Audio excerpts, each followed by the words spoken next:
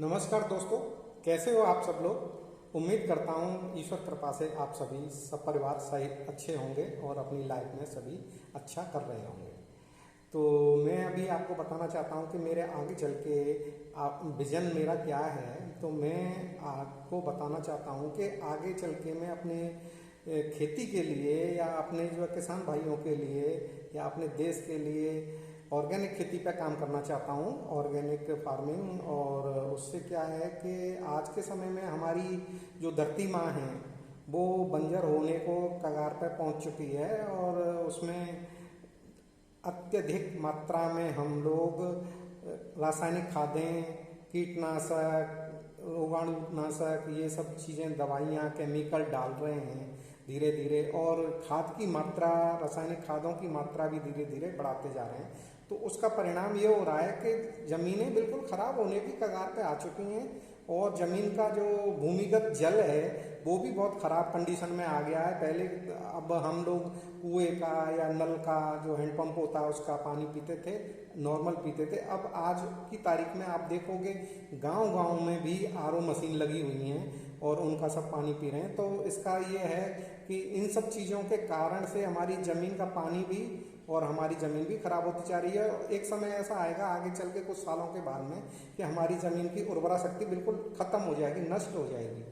तो आज हमें जागने का समय है, अलार्मिंग टाइम है। अगर आज हम नहीं जागे तो हमारा ये आगे आने वाले भविष्य में खाद्यान्न संकट भी आने वाली पीढ़ियों के समक्ष उत्पन्न हो सकता है। तो उसके लिए हमें आज से ही तैयारी करनी पड़ेगी और आज से ही उस पर एक्शन लेना पड़ेगा, काम करना पड़ेगा। और उस काम को हम करेंगे ऑर्गेनिक खेती करके और जैविक खेती करके।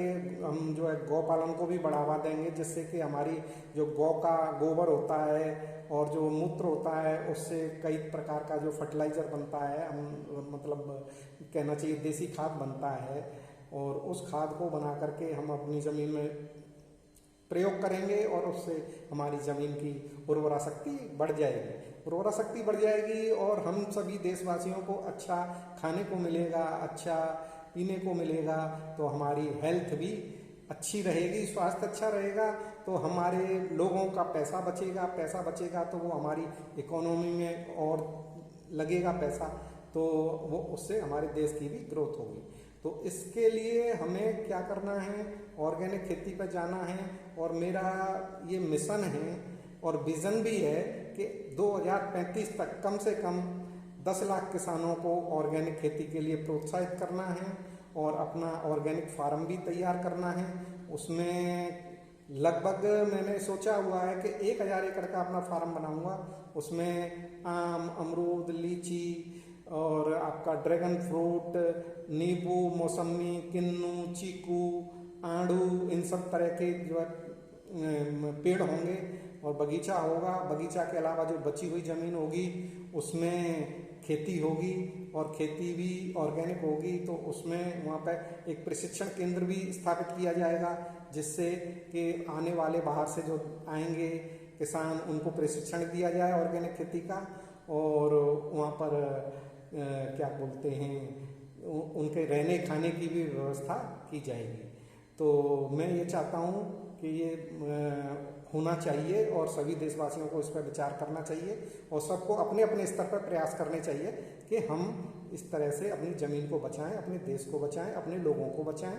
और ये मेरा 2035 तक का मैंने विज़न है कि मुझे ये करना है और लोगों को सिखाना है। और साथ में जो हमारे वहाँ फार्म पे जो काम करेंगे लोग उनको प्रशिक्षण देना है ऑर्गेनिक खेती का और रोजगार भी कम से कम जो 100-150 लोगों को वहाँ पर रोजगार भी देना है।